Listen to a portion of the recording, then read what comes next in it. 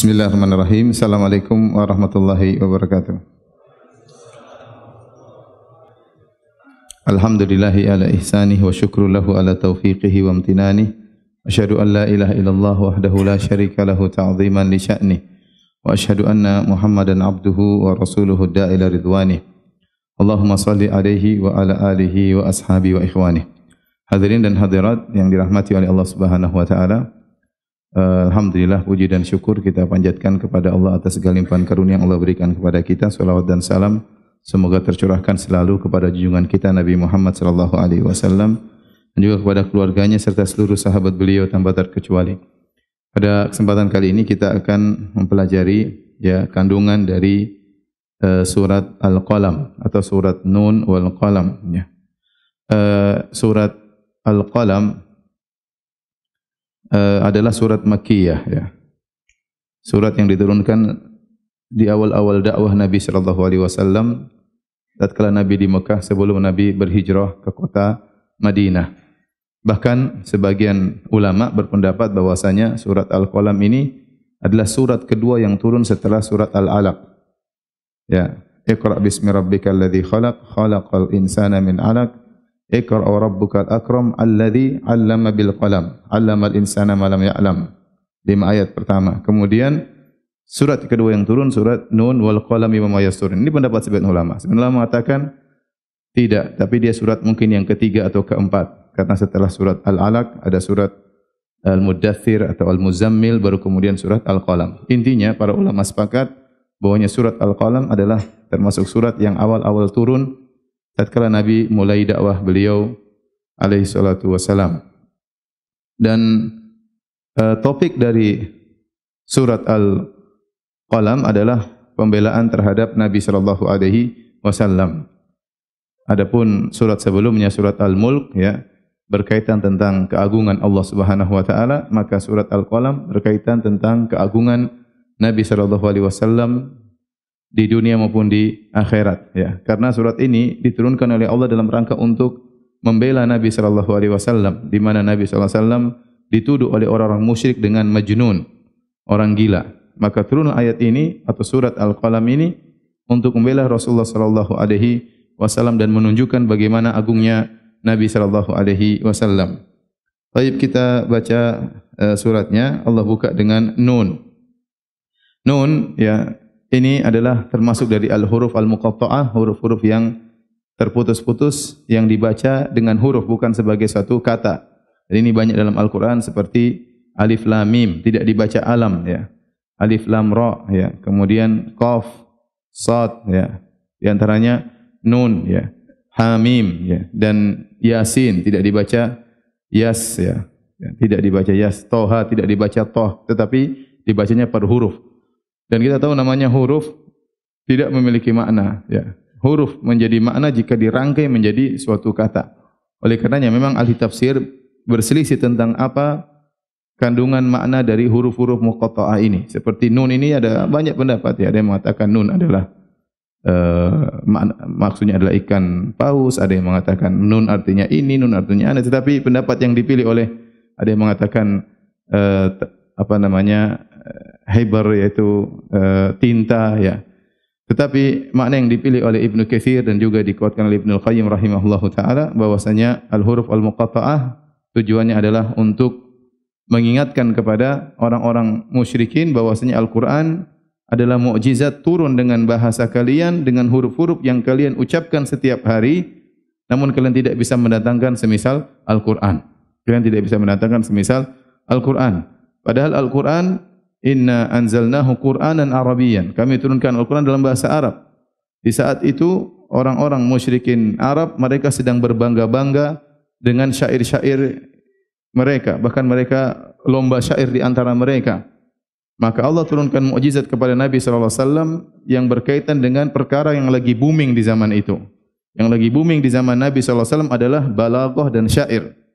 Sama seperti kata Ibnu Katsir dalam Bidayah wa Nihayah, seperti Nabi Isa alaihissalam. Allah turunkan Nabi Isa dengan mukjizat pengobatan karena di zaman Nabi Isa lagi booming masalah pengobatan. Maka Nabi Isa menyembuhkan orang buta, menyembuhkan orang lepra, kemudian menyembuhkan orang-orang bahkan yang mati bisa dihidupkan dan seterusnya.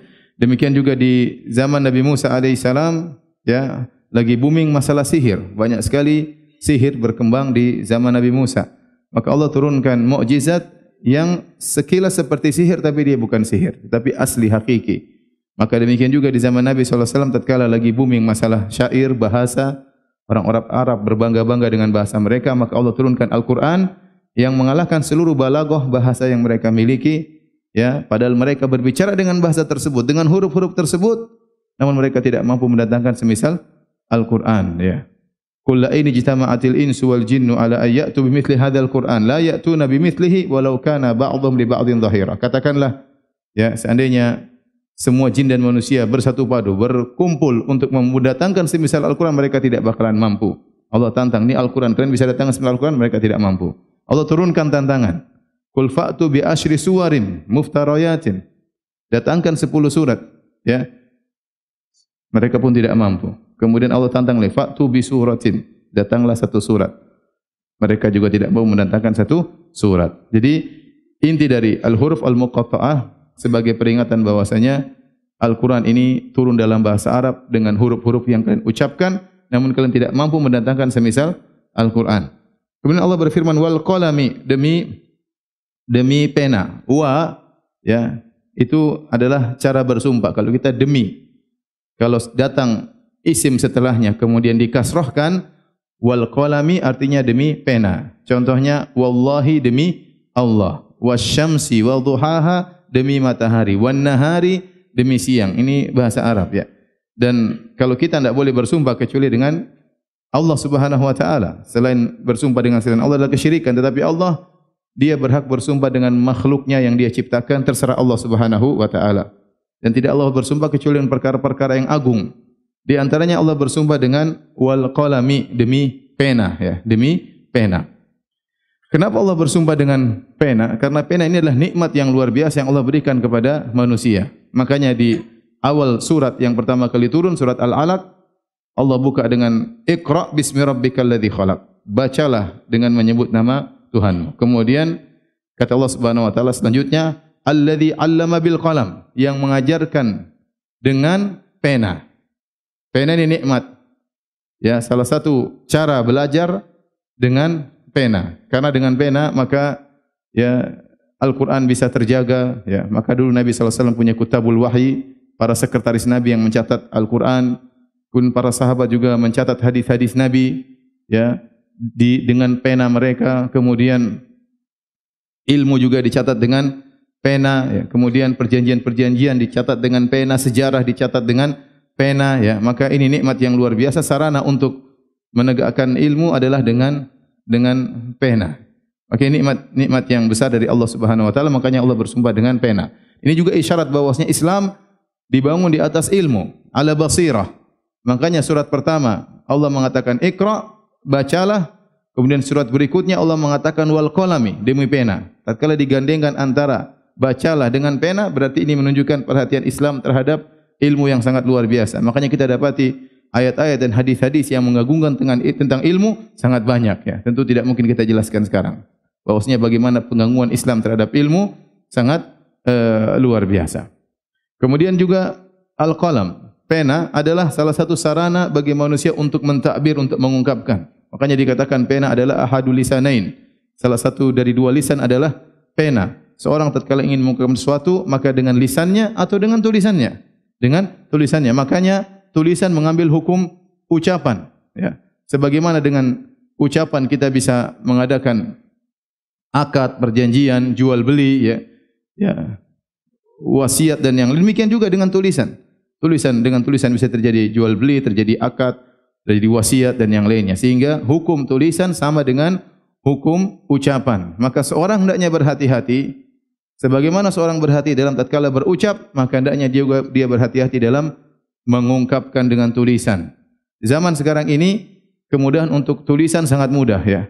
Dahulu orang kalau menulis sesuatu mungkin tidak ada yang baca. Bagaimana cara dia untuk menyebarkan tulisannya? Sekarang mudah. Komentar dibaca orang, screenshot disebarin, banyak. Ya, oleh karena seorang berhati-hati kalau dia menulis status, dia cek kembali, saya tulis status ini karena Allah atau tidak, ikhlas atau tidak. Kedua, dia cek kembali ini maslahat atau tidak. Tidak semua yang di hati kita harus kita ungkapkan. Ya, iya atau tidak? Tidak. Apakah semua yang hati di kita harus kita ungkapkan? Tidak ya. Betapa banyak orang ingin poligami dia tidak berani ungkapkan. Antum aja mikir-mikir kalau mengungkapkan sesuatu, maka tidak semua yang ada di hati harus kita ungkapkan. Kalaupun mau kita ungkapkan, kita pikirkan maslahat atau tidak. Ya, kalau tidak ada maslahat maka tidak perlu. Kalau maslahatnya kecil, ya tidak perlulah. Masih banyak hal yang maslahat besar yang bisa kita kerjakan. Maka tulisan itu nikmat, maka jangan sampai disalahgunakan. Betapa banyak dengan tulisan seorang diangkat derajatnya oleh Allah Subhanahu wa taala sebagaimana para ulama, buku-buku mereka, dan betapa banyak orang menulis sesuatu jadi terhina di sisi Allah dan terhina di hadapan masyarakat karena dia salah menulis, tidak dia pikirkan terlebih dahulu. Baik. Wal qalami, demi pena. Wa ma yasturun, ya, dan demi apa yang mereka tulis. Pena di sini, ya, sebagian ulama membawakan pena di sini maksudnya al-qalam alladhi katabal qadar. Pena yang Allah ciptakan untuk menulis takdir. Sebagian dalam hadis, awwalu ma khalaqallahu al-qalam. Yang pertama kali Allah ciptakan adalah pena. Yang maksudnya yang Allah ciptakan berkaitan dengan takdir.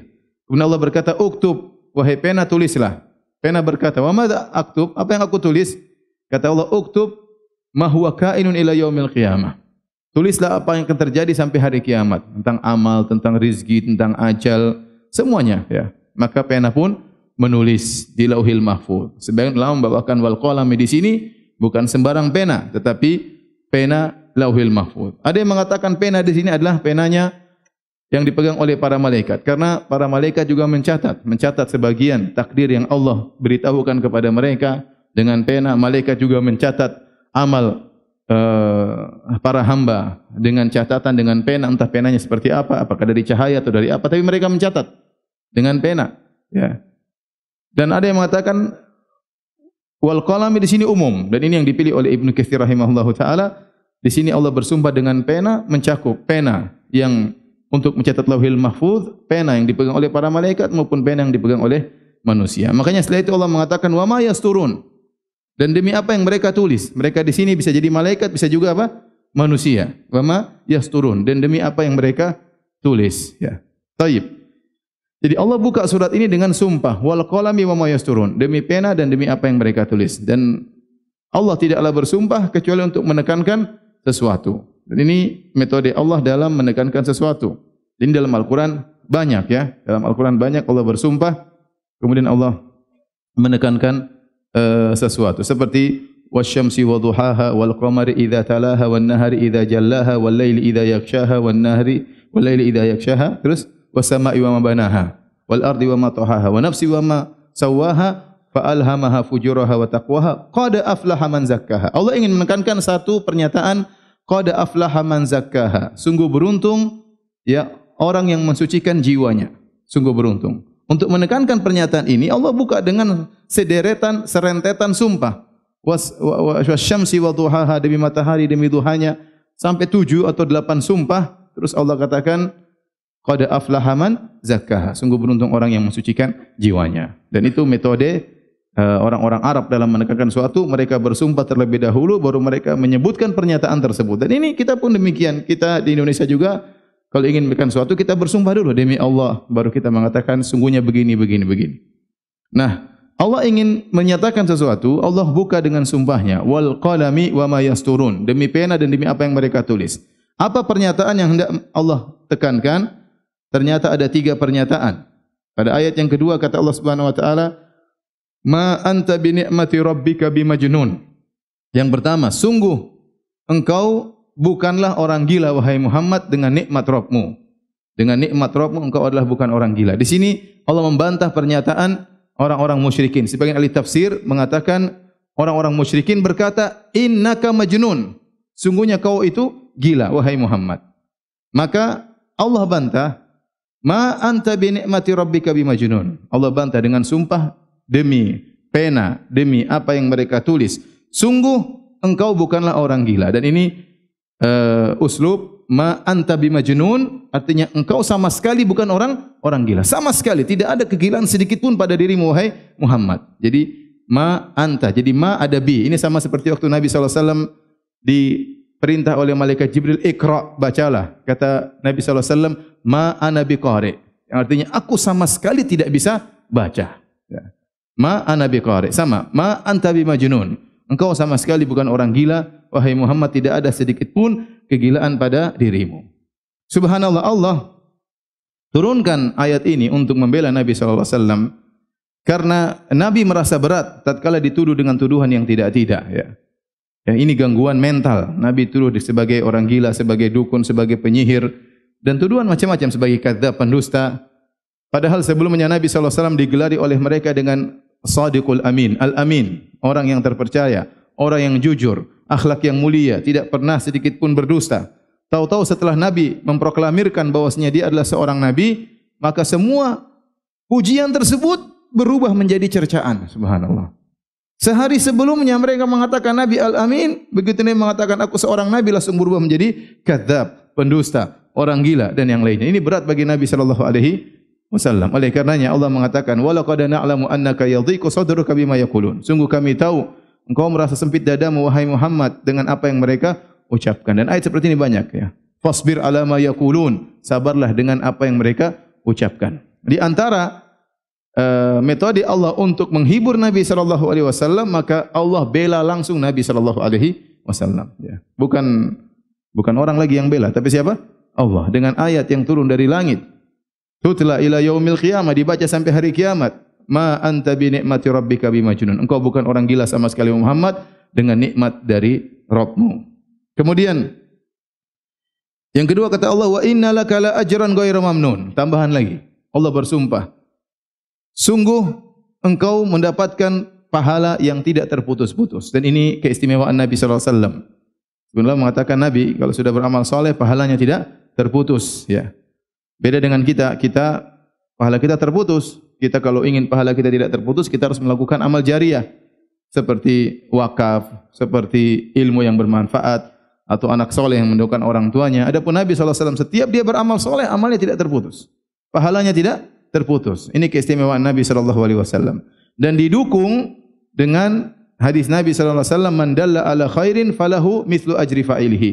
Barang siapa yang menunjukkan pada kebaikan, bagi dia pahala seperti orang yang mengamalkannya. Dan kita tahu seluruh sunnah yang dikerjakan oleh umat Nabi SAW, seluruh kebaikan yang dilakukan oleh umat Nabi SAW, maka pahalanya mengalir juga kepada Nabi SAW. Kenapa? Karena dia al-muallimul awal. Dia adalah pengajar yang pertama. Maka seluruh kebaikan yang dilakukan oleh para sahabat, para tabi'in, para tabi'ut tabi'in, seluruhnya sampai hari kiamat umat Islam, pahalanya semuanya mengalir kepada Nabi. Ini menguatkan bahwasanya pahala Nabi tidak pernah terputus. Maka kita bisa bayangkan betapa agungnya Rasulullah SAW. Oleh karenanya, tatkala Umar berkata, la wuzina imanu Abi Bakrin ma imanil ummah, la raja imanu Abi Bakrin. Seandainya imannya Abu Bakar ditimbang di satu daun timbangan dibandingkan dengan imannya umat, maka masih lebih berat imannya Abu Bakar. Padahal imannya Abu Bakar adalah salah satu kebaikan dari jutaan kebaikan Rasulullah sallallahu alaihi wasallam. Jadi kita tahu bagaimana agungnya Rasulullah sallallahu alaihi wasallam. Ini juga Allah mentasliyah, menghibur Nabi sallallahu alaihi wasallam. Seakan-akan Allah berkata, sabar wahai Muhammad, kau bukan orang gila, ya, pahalamu tidak pernah terputus, ya, pahalamu tidak terputus. Kemudian Allah menekankan pernyataan yang ketiga, wa innaka la ala khuluqin azim, dan sungguhnya engkau benar-benar di atas perangai yang agung, akhlak yang agung. Dan ini adalah sana, ya, pujian dari Allah Subhanahu wa taala. Subhanallah, ya. Nabi tidak pernah cari pujian, Nabi dipuji. Yang muji siapa? Allah Subhanahu wa taala. Ente cari pujian sama manusia, enggak dipuji-puji.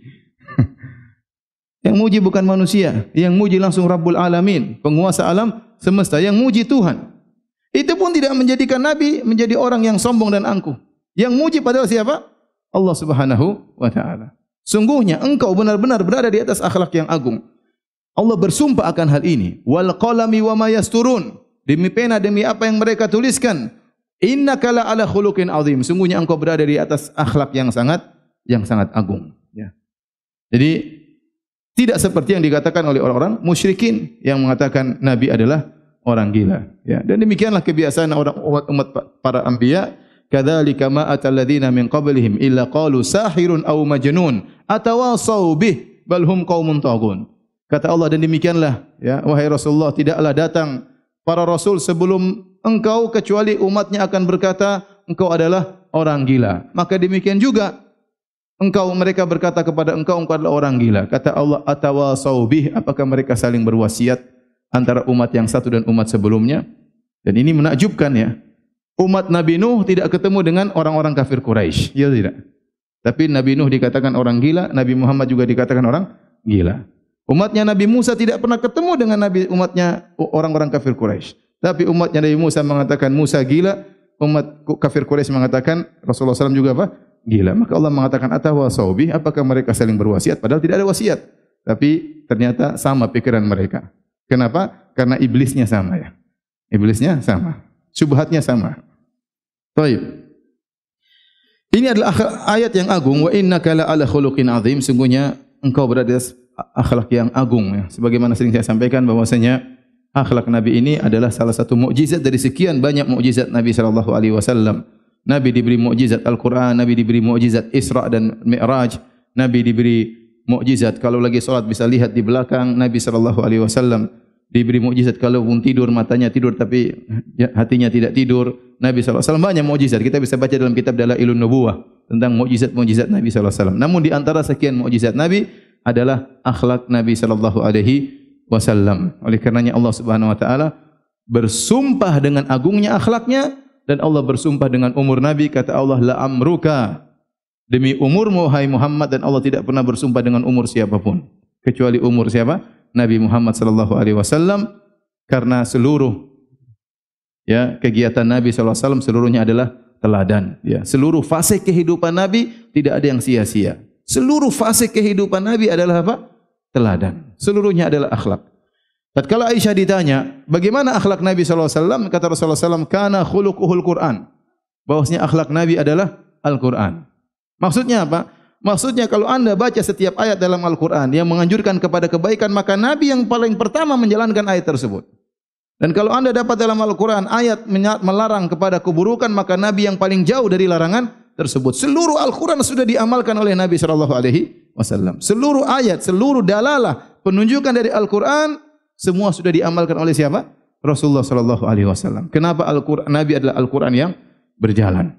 Kana khuluquhu Al-Quran. Akhlaknya adalah Al-Quran. Ini kesimpulan yang sangat indah yang diungkapkan oleh seorang wanita yang sangat cerdas seperti Aisyah radhiyallahu taala anha, ya.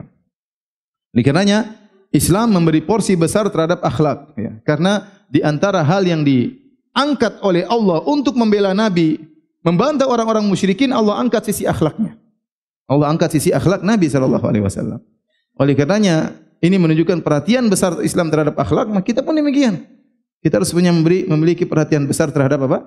Akhlak, ya. Maka seorang berusaha mengindahkan akhlaknya sebagaimana sabda Nabi sallallahu alaihi wasallam, "Inna ahabbakum ilayya wa aqrabakum minni majlisan yaumal qiyamah ahasinukum akhlaqa."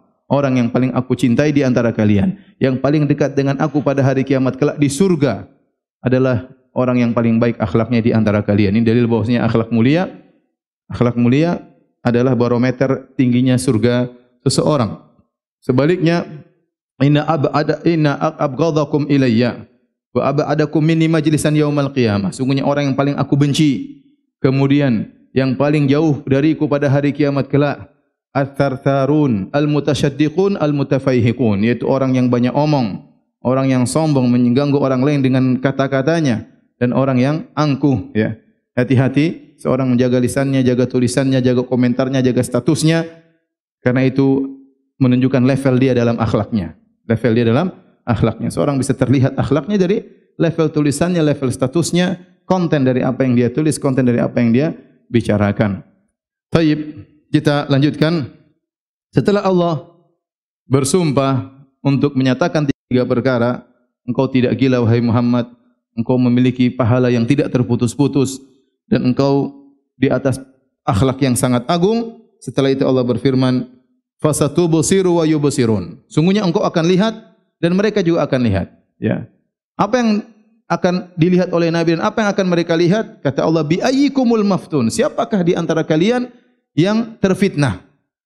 Siapa di antara kalian yang gila? Kata sebagian ahli tafsir.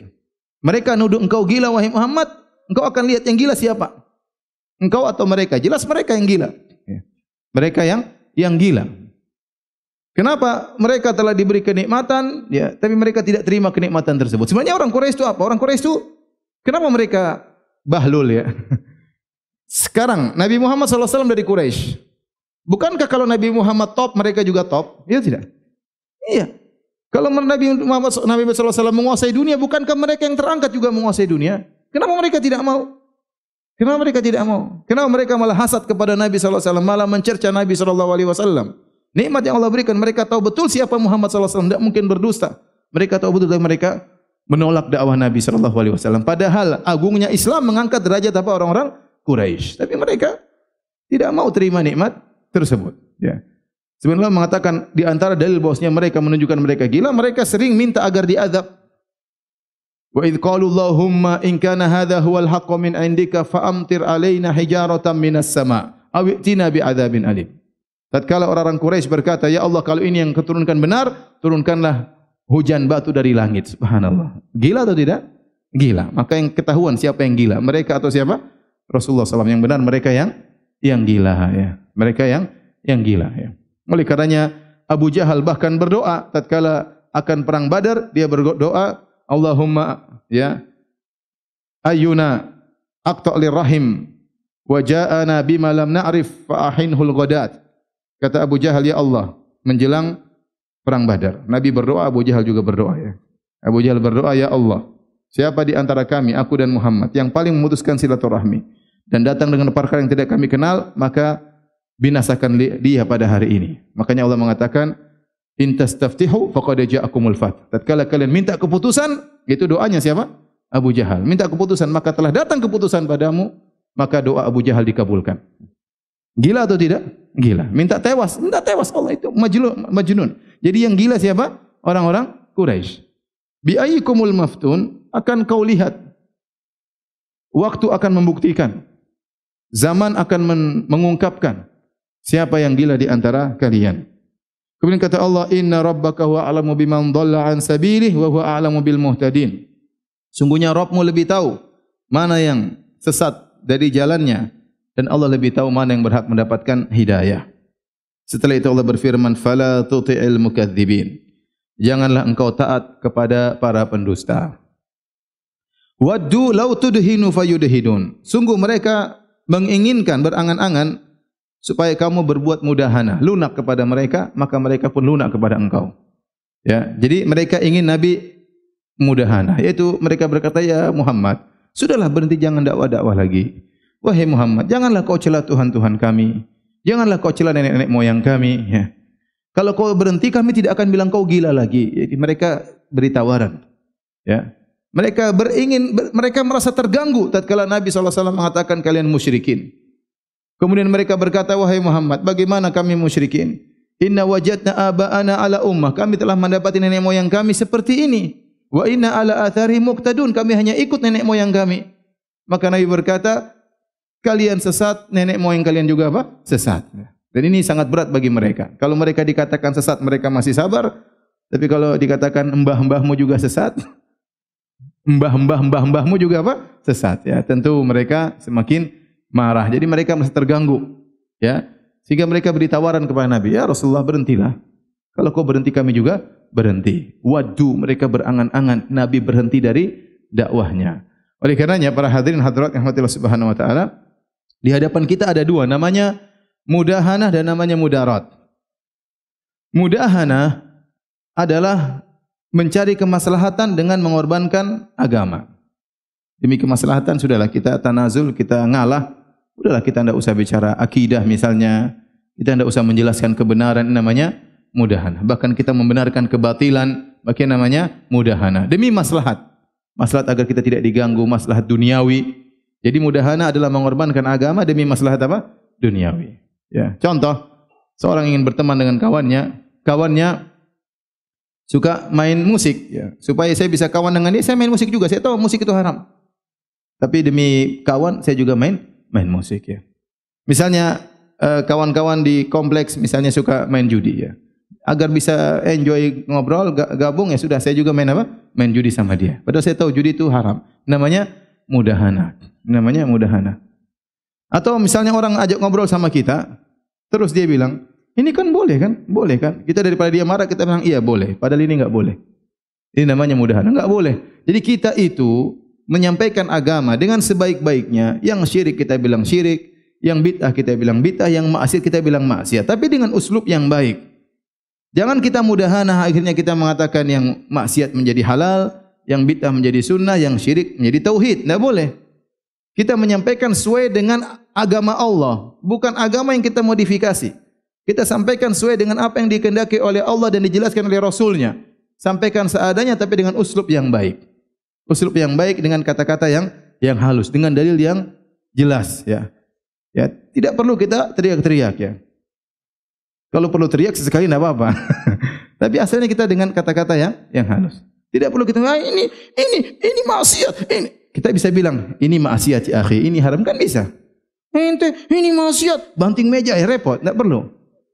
Ente bisa jelaskan dengan halus, yang penting antum jelaskan sesuai dengan yang dikehendaki oleh Allah Subhanahu wa taala. Ini harus antum lakukan.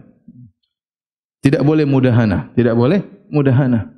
Betapa banyak orang terjebak dengan mudahana demi untuk ya kemaslahatan duniawi.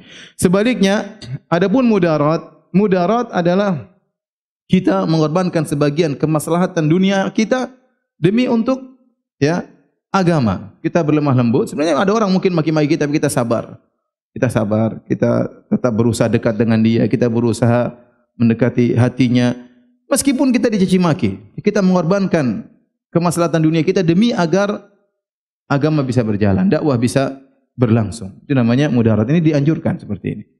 Dianjurkan. Contoh, saya contohkan ya. Kita berdakwah, di depan kita ada orang yang merokok. Merokoknya ngepul, kemudian dia tiupkan ke muka kita. Kita mau bicara tauhid. Dia bilang, ini halal kan? Halal. Ente jangan bilang, iya halal. Kalau ente bilang halal, mudahana. Tapi ente bilang, udahlah. Ente ceramah tentang tauhid. Meskipun ente terbatuk-batuk ngisap rokok. Ya. Ente enggak bahas rokok, ente bahas masalah apa?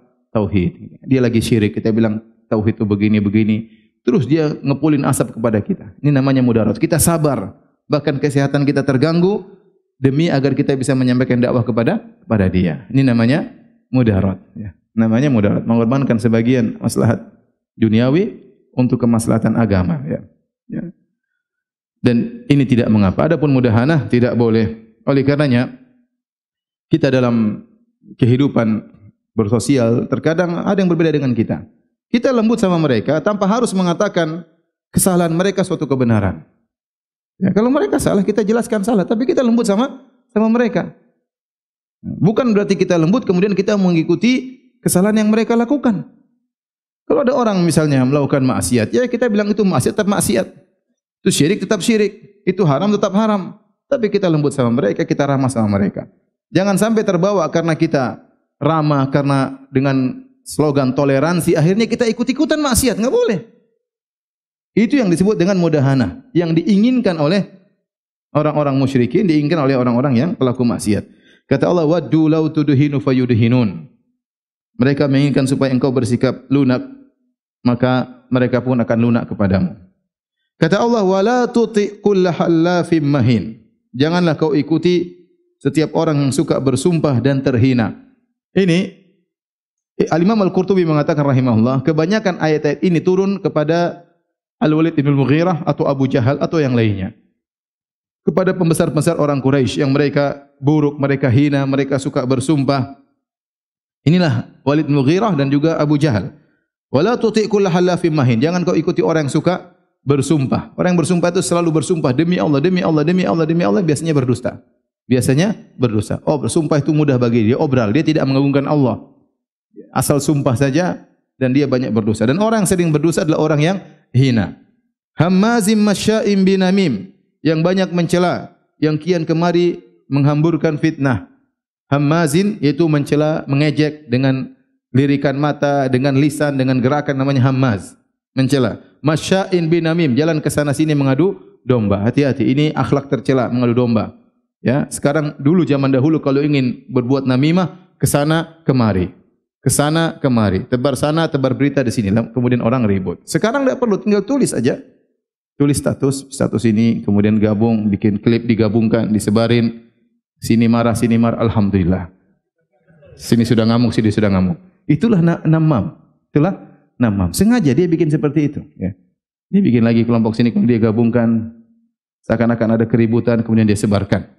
Ini namam ini. Dosa besar. Menjerumuskan dalam neraka Jahannam. Sekarang tidak perlu ke sana kemari, tinggal nulis saja di status, bikin klip, bikin YouTube, ya maka kemudian orang ribut. Kemudian kata Allah, "Manna'ilil khairi mu'tadin athim." Ini masih berbicara tentang Walid bin Mughirah. Manna'ilil khair, sangat menghalangi perbuatan baik. Ya, tidak suka terjadi kebaikan. Mu'tadin athim, berbuat zalim kepada orang lain, athim dan banyak dosa kepada Allah Subhanahu wa taala. Disebutkan Al-Walid bin Mughirah ini adalah orang yang sangat kaya raya. Makanya nanti Allah sebutkan setelah itu, an kana dza malin wa banin. Dia memiliki banyak anak dan banyak harta. Dia ini kalau sudah musim haji, disebutkan dalam buku-buku sirah, dia kalau sudah musim haji, maka dia berinfak 20.000 dirham setiap musim haji. Dan dia mengatakan, wahai jamaah haji, tidak ada yang boleh masak. Semua yang ingin makan datang kepada Walid bin Mughirah. Subhanallah. Semua makan gratis, datang ke tempat saya. Maka orang-orang pun datang ke tempat dia. Sangat baik di musim haji. Begitu selesai musim haji, sangat pelit. 1 dirham pun tidak dia keluarkan untuk orang miskin. Kata para ulama, karena dia waktu bersedekah di musim haji riya dan sum'ah. Orang kalau sudah riya dan sum'ah, dia bisa berkorban apa saja. Jangankan harta, nyawanya pun bisa dia korbankan. Demi meraih ketenaran, demi meraih popularitas, demi meraih penyanjungan. Dan itu syahwat tersendiri, ingin disanjung, ingin dipuji. Ya, maka waktu di musim haji, karena ini orang datang dari berbagai penjuru, apalagi pas zaman ibadah, lagi musim haji, maka dia berkorban dengan banyak harta. Begitu selesai haji, dia sangat pelit. Maka Allah sifati manna'ilil khair. Tidak mau melakukan kebajikan, tidak mau bersedekah. Itulah Walid bin Mughirah. Mu'tadin azim, kemudian melakukan kezaliman kepada orang lain, dan azim, banyak dosa kepada Allah Subhanahu wa taala. Utullin ba'da dzalika zanim. Utul yaitu kasar, kaku, ya, keras. Zanim, secara zanim ini banyak pembahasan di kalangan para ahli tafsir, tapi maksudnya adalah orang yang top dalam keburukan.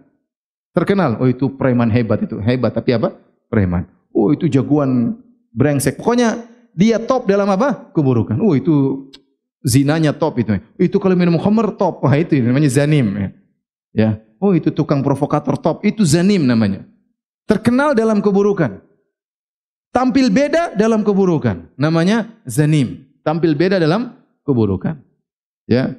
Utulin sudah kaku dan kasar, buruk akhlaknya, ba'da dzalika zanim. Sudah semuanya lebih daripada itu top dalam keburukan. Inilah Walid bin Mughirah. Ya. Kata Allah, "An kana dza malin wa banin." Apakah karena dia memiliki harta dan anak-anak yang banyak dia menjadi sombong? Seharusnya kalau dia memiliki harta yang banyak, anak-anak yang banyak, harusnya bersyukur kepada Allah Subhanahu wa taala. Yang kasih dia anak-anak Allah, jadi kasihkan dia harta Allah Subhanahu wa taala. Kenapa dia sombong dan angkuh?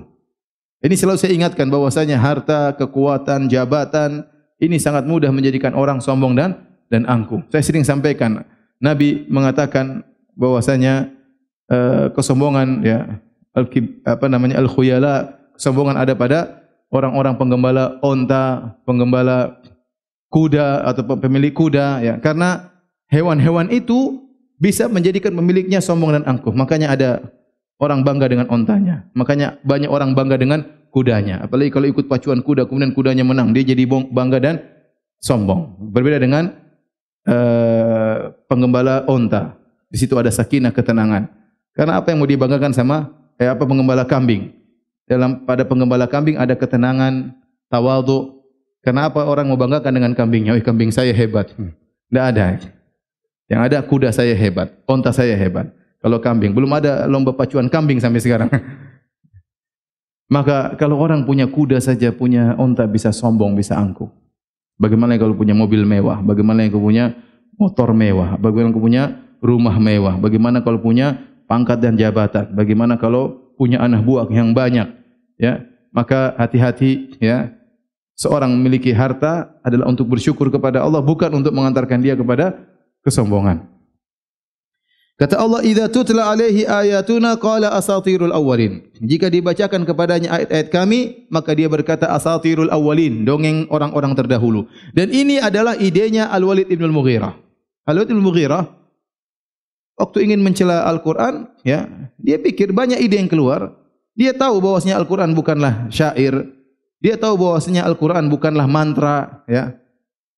Ide yang dia buat asatirul awwalin. Ini adalah dongeng orang-orang terdahulu. Makanya para ulama mengatakan ayat ini turun kepada Al-Walid bin Al-Mughirah. Al-Walid bin Al-Mughirah itu bapaknya Khalid bin Walid, ya. Khalid bin Al-Walid bin Al-Mughirah.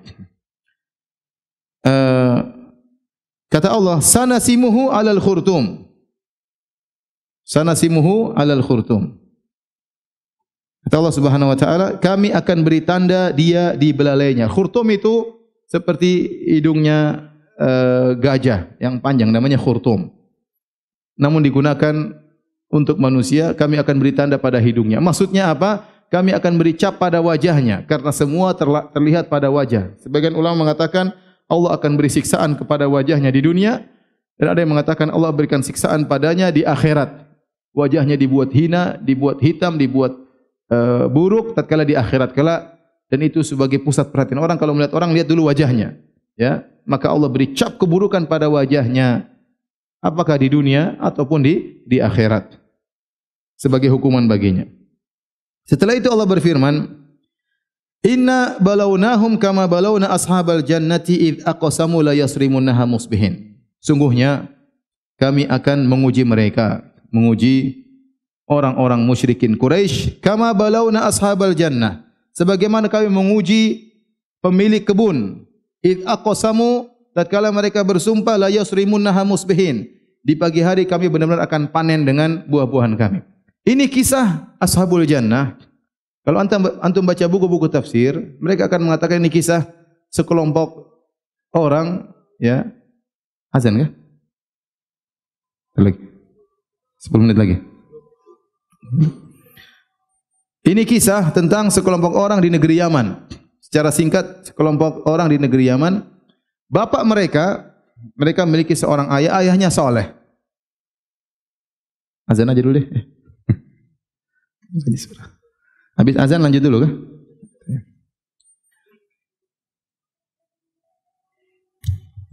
Hadirin dan hadirat yang dirahmati Allah Subhanahu wa taala, selanjutnya Allah masuk pada paragraf baru, ya, bercerita tentang suatu kaum yang Allah beri kenikmatan tapi mereka tidak bersyukur, akhirnya Allah cabut kenikmatan tersebut.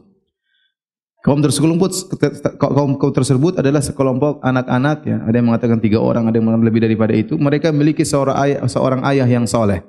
Ayah mereka setiap panen, dia punya kebun yang banyak. Setiap panen dia selalu menyisihkan untuk orang-orang miskin. Demikian kebiasaan ayahnya. Ketika ayah mereka meninggal, maka mereka tidak ingin kebiasaan ayah mereka lanjutkan. Mereka ingin mereka panen tanpa memberikan kepada fakir miskin sama sekali. Mereka pelit, tidak seperti ayah mereka. Ini kisah ashabul jannah. Saya bacakan ayatnya. Kata Allah, "Idz aqsamu la yasrimunnaha musbihin." Tatkala mereka bersumpah, besok pagi-pagi kita akan panen. Wala yastathnun, dan mereka tidak beristisna. Ada yang mengatakan mereka tidak mengucapkan insyaallah. Mereka seakan-akan yakin bahwasanya besok mereka bisa panen. Tidak akan ada sesuatu yang bisa mencegah. Kenapa? Karena mereka mungkin sore harinya mereka sudah lihat, oh buah-buah sudah tumbuh segar. Besok saatnya panen. Besok saatnya panen.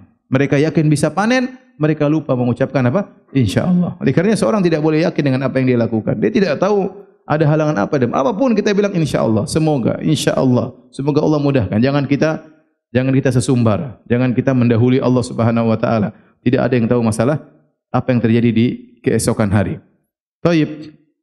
Pendapat yang lain mengatakan wala yastathnun, mereka tidak mengecualikan sebagian panenan mereka, hasil bumi mereka untuk orang miskin. Mereka berniat seluruhnya untuk mereka. Jadi mereka pelit. Jadi malam hari mereka sudah rapat ini. Besok pagi-pagi kita panen. Jangan sampai ada orang miskin yang dapat bagian. Jadi pelit juga perlu rapat. Jadi mereka rapat untuk apa? Untuk pelit, musyawarah untuk pelit. Sehingga ternyata mereka tidur, setelah mereka rapat, mereka tidur, Allah kirim azab kepada kebun mereka. Ya, kata Allah, "Fatafa 'alaiha ta'ifun min rabbika wa hum naimun." Maka datanglah Taif. Taif artinya sesuatu yang mengelilingi. Seperti tawaf. Ya, ada yang mengatakan malaikat Jibril datang, ada yang mengatakan api Allah kirim dari langit sehingga mengelilingi seluruh kebun mereka, tidak tersisa sedikit pun, merata. Benar-benar merata menghabisi kebun mereka, terbakar habis. Kebun yang begitu luas, hasil buminya hancur semua sampai menjadi debu hitam bekas bakaran. Wahum naimun, sementara mereka dalam kondisi tidur, dalam mimpi besok dapat jadi kaya raya, punya hasil yang banyak, tidur dengan penuh kebahagiaan. Mereka tidak tahu bahwasanya azab Allah telah turun. Ya. Firman Allah Subhanahu wa taala, ya, awa amina ahlal qura an ya'tiyahum ba'suna, ya, bayatan wa hum naimun. Azab, teguran bisa datang kapan saja. Ente sedang tidur Allah tegur, ente sedang bermain-main Allah tegur kapan saja. Taib. Fa asbahat kasarim, maka jadilah kebun tersebut kasarim, seperti hitam yang gelap gulita. Artinya jadi debu hitam terbakar habis. Fatanadu musbihin, pagi-pagi mereka bangun. Mereka berangkat mungkin sebelum subuh. Ya, semangat untuk pergi ke kebun mereka. Saling membangunkan. Fatanadu berarti semangat. Ayo, sudah waktunya panen. Ayo bangun. Kebangunkan saudara-saudara mereka. Entah mereka berapa bersaudara. Bangun, ya. Kemudian kata mereka, anikdu ala harthikum in kuntum sarimin. Berangkatlah menuju kepada kebun kalian kalau kalian benar-benar ingin memanen, memetik buahnya. Fantalaqu wa hum yatakhafatun. Maka mereka pun dengan semangat pergi di pagi hari. Yatakhafatun, mereka saling berbisik-bisik. Alla yadkhulanna hal yauma alaikum miskin. Ingat ya, jangan sampai ada orang miskin satu pun masuk. Jangan sampai satu orang miskin dapat apa? Bagian. Subhanallah. Mereka berjalan sambil berbisik-bisik. Kita sudah tahu kebun mereka sudah apa? Sudah ludes. Kalau kita mau gambarkan seakan-akan Allah bikin dua kaca ini, ya. Satu visual tentang mereka berbisik-bisik, satu visual kebun mereka sudah apa? Sudah ludes. Mereka berbisik-bisik mentertawakan orang miskin. Ingat ya, jangan sampai ada orang miskin ambil ya. Kita yang lihat tertawa, sudah habis kebunmu. Paham? Jadi dia menghina orang miskin. Kita yang baca sedang ini mereka terhina, mereka berbisik-bisik untuk menghina orang miskin, ternyata Allah sedang menghinakan mereka. Kebun mereka sudah hancur. Alla yadkhulanna hal yauma alaikum miskin. Jangan sampai ada satu orang miskin pun yang masuk ke kebun kita. Wa qadau ala hardin qadirin, maka mereka pun pergi dengan semangat. Hardin itu semangat, ya, semangat qadirin, mereka merasa mampu untuk bisa manen. Tatkala mereka tiba, apa kata Allah? Falamma ra'aha qalu inna ladhalun. Mereka sudah tiba di kebun mereka. Loh, mana kebun kita? Kenapa hitam semuanya begini? Inna ladhalun, sungguh kita salah jalan. Ini bukan kebun kita. Salah jalan kita. Mereka enggak percaya. Kemarin sore masih kelihatan buah-buah segar. Ini salah jalan. Subhanallah. Akhirnya ada yang mengatakan, yang sadar, bal nahnu mahrumun. Ini sudah benar. Ini kebun kita. Kita mahrumun, kita terhalang. Bal itu harf idrab untuk menunjukkan bahkan. Artinya apa? Justru kita yang terhalangi dari panen, bukan orang miskin. Orang miskin kita kasih berapa persen sih? Mereka hanya rugi tidak mendapatkan sebagian, mungkin 3%, 5% dari hasil bumi kita. Kita kehilangan 100%. Bukan mereka yang rugi, tapi kita yang rugi. Mereka sadar. Bal nahnu mahrumun. Qala awsatuhum alam aqul lakum laula tusabbihun. Maka berkatalah orang yang paling bertakwa di antara mereka, yang paling baik di antara mereka, alam aqul lakum laula tusabbihun. Bukankah saya sudah mengatakan kepada kalian seandainya kalian bertasbih? Ada yang mengatakan, kenapa kalian tidak bertobat kepada Allah? Kenapa kalian tidak kembali kepada Allah? Kenapa kalian tidak bagikan kepada fakir miskin? Sekarang lihat apa yang terjadi. Qalu subhana rabbina inna kunna zalimin. Akhirnya mereka sadar.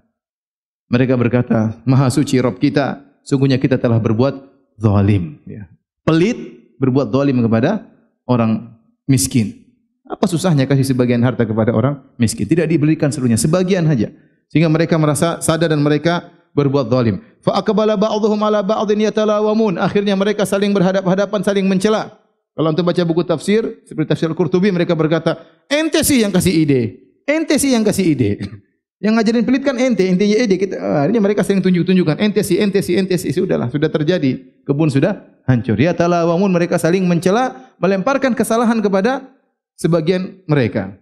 Akhirnya mereka sadar, qalu ya wailana inna kunna taghin. Akhirnya mereka sadar, kata mereka, kita telah berbuat taghin, telah berbuat tughyan, telah melampaui batas. Asa rabbuna ayyubdilana khairan minha inna ila rabbina raghibun. Semoga Allah menggantikan yang lebih baik bagi kita dari kebun yang sudah hancur ini. Sungguhnya kita sangat berharap ampunan dari Tuhan kita. Ini hadirin, kisah Ashabul Jannah ini dalil bahwasanya kalau seorang sudah berazam ingin melakukan keburukan, maka Allah akan berikan balasan. Apakah dia lakukan atau tidak? Dia sudah bertekad. Ya. Lihatlah mereka ini, mereka niat melakukan pelit kapan? Malam hari. Apakah pelitnya mereka sudah kerjakan? Belum. Baru rencana, baru rapat, tidur, Allah sudah kirim apa? Azab. Mereka belum gerak, masih tidur. Baru rapat semalam berencana untuk apa? Pelit. Dan ini menunjukkan pelit itu adalah akhlak yang buruk. Makanya Allah menamakan pelit dengan fahisyah, perbuatan keji. Ya, asy-syaitanu ya'idukumul faqra wa ya'murukum bil fahsya. Sungguhnya syaitan menakut-nakuti kalian kalau kalian bersedekah nanti miskin. Wa ya'murukum bil fahsya, dan syaitan memerintahkan kalian untuk berbuat al fahsya, perbuatan keji, yaitu pelit. Pelit itu perbuatan keji. Ente harta banyak, ngapain pelit? Ente mau bawa mati harta tersebut? Enggak. Ngapain ente pelit? Berikan sebagian hati. Allah tidak minta semuanya, Allah berikan sebagian. Oleh karenanya mereka punya niat pelit, ternyata belum mereka kerjakan, masih azam, Allah sudah kirim apa? Kirim azab, hukuman. Dan ini ditunjukkan dalam hadis kata Nabi sallallahu alaihi wasallam, "Idzal taqal muslimani bi sayfayhima fal qatil wal maqtulu finnar." Kalau ketemu dua orang muslim dengan dua pedang mereka berkelahi, maka kata Nabi yang membunuh dan terbunuh masuk neraka. Para sahabat bertanya, "Ya Rasulullah, hadzal qatil." Ya Rasulullah, jelas kalau yang bunuh masuk neraka. "Fama balul maqtul?" Kenapa yang terbunuh juga masuk neraka? Yang membunuh jelas masuk neraka. Kenapa yang terbunuh juga masuk neraka? Kata Nabi, "Innahu kana harisan ala qatli sahibihi." Dia tadi sudah niat bunuh temannya, cuma dia sudah kedahuluan. Artinya dia sudah tekad dan dia kalah. Dia tetap masuk neraka karena Allah hukum dengan tekadnya. Makanya kalau ada seorang sudah misalnya ingin mencuri, naik tangga, kemudian sudah naik tangga tahu-tahu ketahuan, kamu ngapain kamu?" "Enggak, saya cuma jalan-jalan." Sudah. Sudah dapat dosa apa? Mencuri. Seperti di kampung saya dulu ada orang, teman-teman tangkap seorang jam 3 malam. 3 malam lewat di kampung, ditangkap sama teman-teman. "Ente ngapain jam 3 malam?" "Lari pagi." Lari pagi. Dus. Lari pagi jam 3 malam. Ingin mencuri. Ini enggak benar. Seperti ada lelucon, orang naik apa? Pohon kedondong, ingin curi kedondong. Ketahuan, "Enggak, ngapain kamu?" "Enggak, ini cari layang-layang." "Buat apa?" "Buat rujak." Jadi para hadirin, kalau orang sudah niat buruk, dia sudah berazam, apalagi dia sudah berusaha, berhasil enggak berhasil tetap dapat dosa. Contoh di zaman sekarang, seorang masuk di internet kemudian ingin buka situs porno, misalnya. Ternyata terblokir. Coba lagi. Terblokir. Ini semua 3 blokir, berarti sudah nonton 3-3-nya ya. Itu contoh nyata bahwasanya kalau orang sudah bertekad dan sudah melakukan sebab, berhasil enggak berhasil tetap dapat apa? Dapat dosa.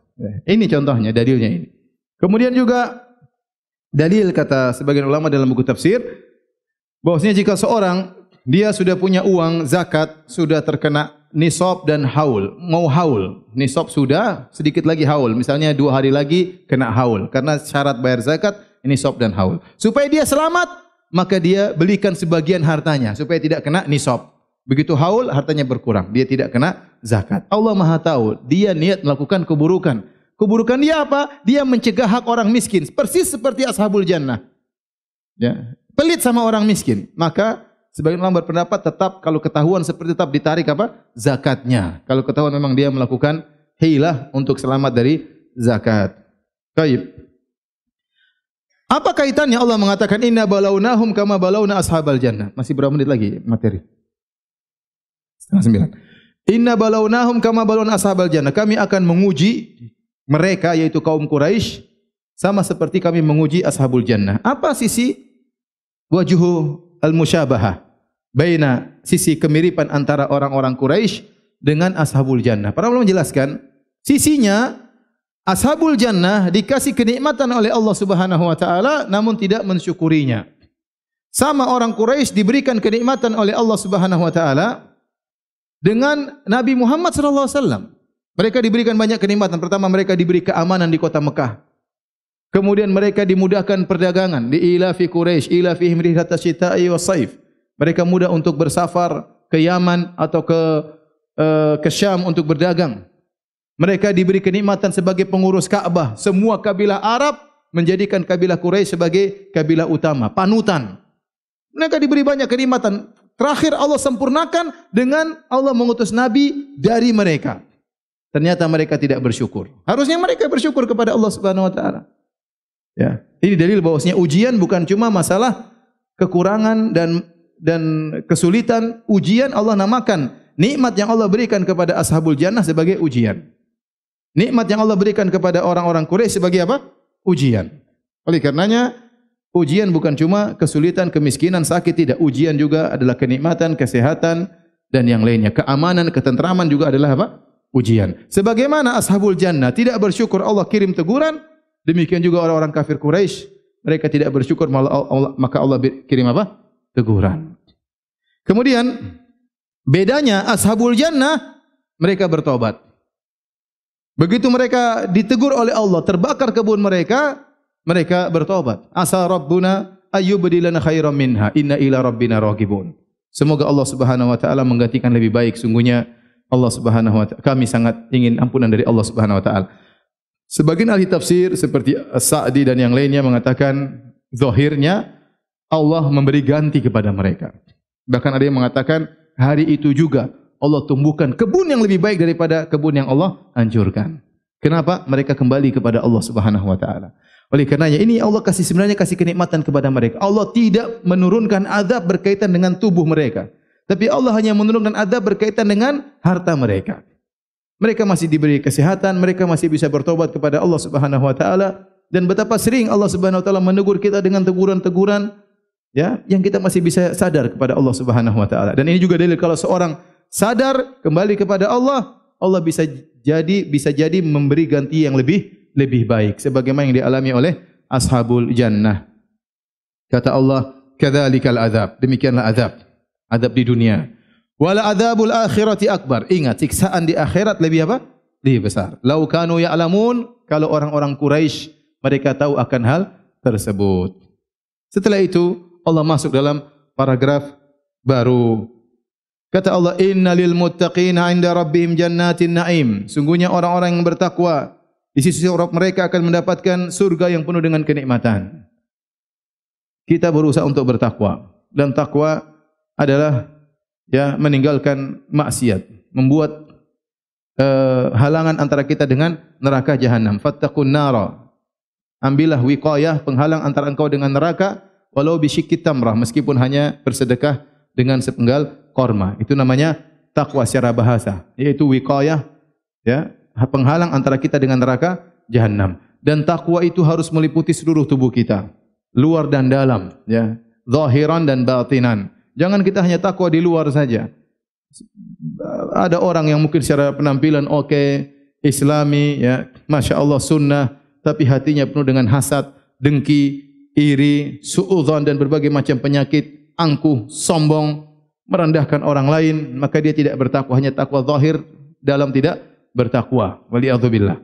Takwa luar, ya. Ada orang bertakwa dari lisannya, masya Allah kalau bertutur kata baik, tapi matanya tidak bertakwa, selalu jelalatan, ya. Lihat istri orang, ya. Ya. Kalau buka internet tidak jaga pandangan, matanya tidak bertakwa. Ada orang telinganya tidak bertakwa, ngomongnya bagus, pandangannya, tapi telinga suka dengar ghibah, suka dengar namimah. Oleh karenanya bertakwa itu, kata Allah, walibasut taqwa dzalika khair. Pakaian ketakwaan namanya libas, seluruh mencakup seluruh bagian tubuh kita. Libas itu mencakup seluruh bagian tubuh kita, maka kita harus bertakwa untuk mendapatkan syarat ini. Innalil muttaqina, bagi orang yang bertakwa, inda rabbihim jannatin na'im, mereka mendapatkan surga yang penuh dengan kenikmatan.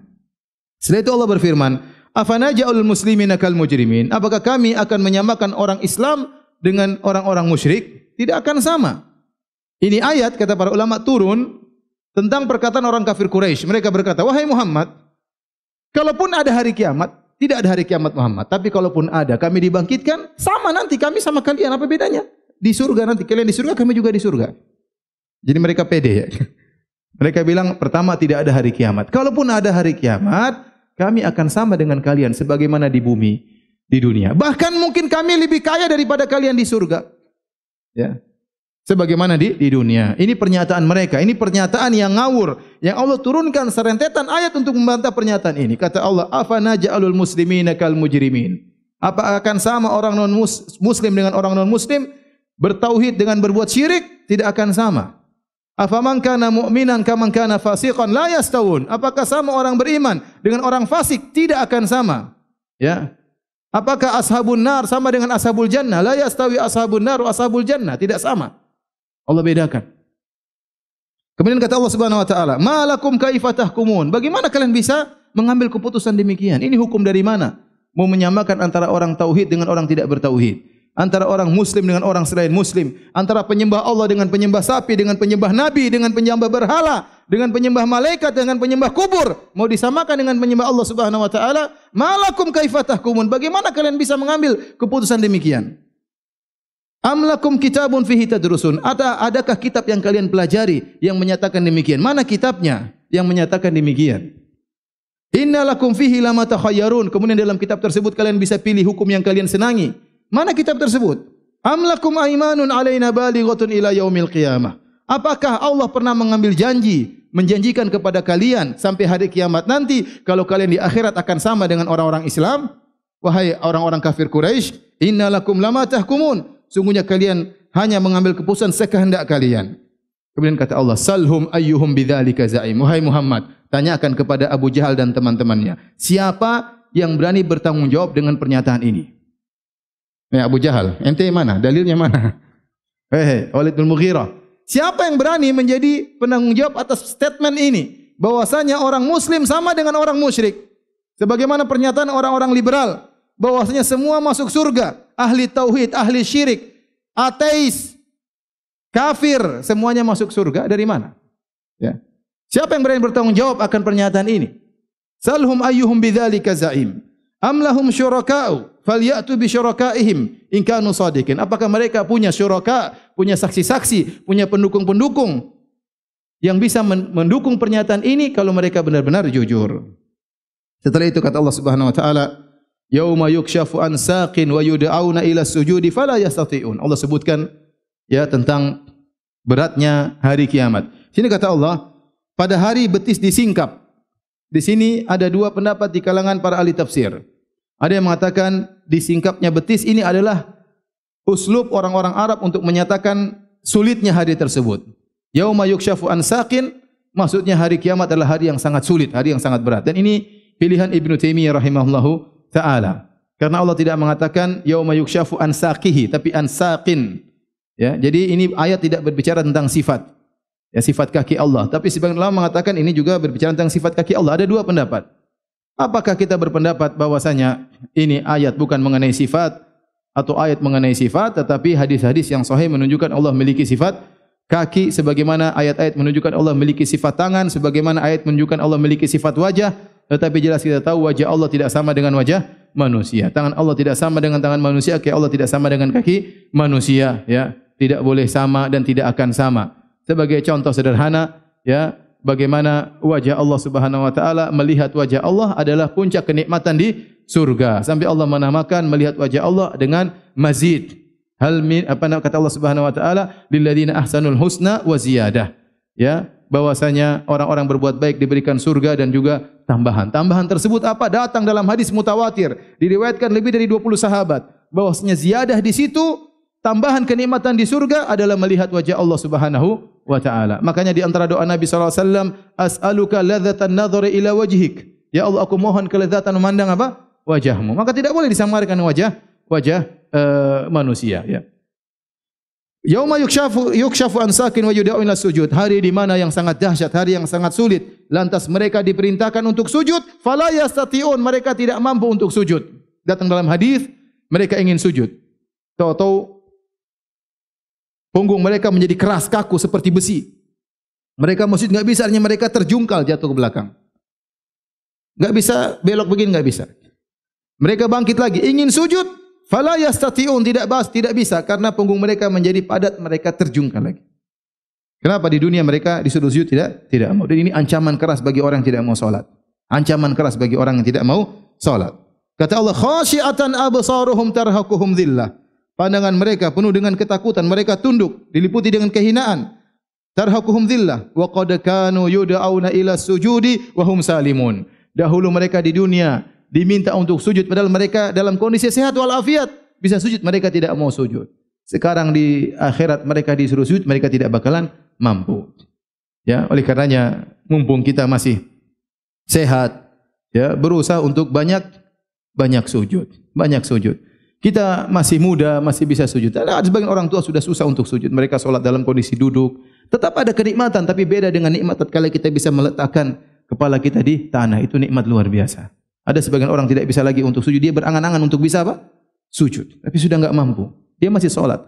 Bagaimana dengan orang-orang yang tidak solat? Maka mereka binasa pada hari kiamat kelak. Disuruh sujud, mereka tidak bakalan bisa sujud. Setelah itu Allah berfirman, "Fadharni wa may yukadzibu bihadzal hadits." Biarkan aku dengan orang yang telah mendustakan Al-Qur'an. Ini di awal dakwah Nabi. Allah mengatakan, "Ya Rasulullah, ini Walid bin Mughirah urusan saya. Abu Jahal urusan siapa? Urusan saya. Biar saya ngurus mereka, ya. Itu bukan urusanmu, hai Muhammad. Zarni, biarkan aku dengan dia." Allah punya cara sendiri untuk membinasakan orang ini. Kata Allah, "Sanastadrijuhum min haitsu la ya'lamun." Kami akan menistidrajkan mereka dalam kondisi mereka tidak sadar. Istidraj dalam bahasa Arab artinya tahapan demi tahapan. Istidraj seakan-akan naik daraj tangga satu demi satu, naik atau turun. Bisa jadi Allah menaikkan mereka satu demi satu pada puncak kesesatan, atau Allah turunkan mereka sedikit demi sedikit. Makanya istidraj itu pelan-pelan. Makanya Allah mengatakan min haitsu la ya'lamun, tanpa mereka sadari. Ditambah rezekinya, ditambah jabatannya, dinaikkan pangkatnya. Dia merasa dia luar biasa, padahal itu adalah istidraj. Allah ingin membinasakan dia dengan cara seperti itu tanpa dia sadari. Kata Allah, "Wa umli lahum inna kaidi matin." Dan kami akan beri tangguh kepada mereka, sungguhnya rencanaku amat tangguh. Oleh karenanya hadirin, kalau kita berhadapan dengan kezaliman, misalnya ada orang zalimi kita, sudah. Kalau kita tidak mampu untuk memperbaiki orang tersebut, apalagi membalas orang tersebut, serahkan kepada siapa? Allah. Biarlah Allah yang menangani orang tersebut. Kemudian jangan pedulikan dia, serahkan kepada Allah Subhanahu wa taala. Kemudian kata Allah Subhanahu wa taala, "Am tas'aluhum ajran fahum min maghramin muthqalun." Apakah engkau meminta kepada mereka upah, wahai Muhammad? Waktu kau berdakwah kepada mereka, apakah kau merepotkan mereka? Apakah kau minta upah kepada orang-orang kafir Quraisy? Fahum min maghramin muthqalun, sehingga mereka diberati dengan hutang? Sama sekali tidak. Muhammad sallallahu alaihi wasallam waktu berdakwah adalah demi kebaikan mereka. Muhammad tidak minta harta kepada mereka. Nabi Muhammad tidak memberatkan hutang kepada mereka. Ini semua Nabi Muhammad sallallahu alaihi wasallam sampaikan dakwah demi kemaslahatan mereka. Makanya Allah ajak mereka berfikir, apakah Muhammad mengurangi harta kalian? Apakah Muhammad minta harta kepada kalian, wahai Abu Jahal, Walid bin Mughirah dan yang lainnya? Tentu tidak ada. Kemudian kata Allah, "Am indahumul ghaibu fahum yaktubun."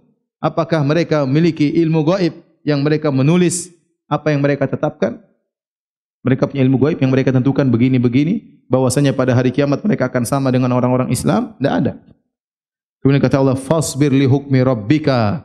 Bersabarlah dengan keputusan Rabbmu, wahai Muhammad. Allah suruh sabar. Ini di awal dakwah. Sabar. Apapun kata mereka, apapun gangguan mereka, Allah suruh sabar. Wala takun ka sahibil huti idh nada wa huwa makdhum. Dan janganlah engkau seperti sahibil hut yang ditelan oleh ikan paus, yaitu Nabi Yunus bin Matta, ya, alaihi salam, yang ditelan oleh ikan paus idh nada wa huwa makdhum. Tatkala dia berdoa sedangkan dia dalam kondisi marah kepada kaumnya.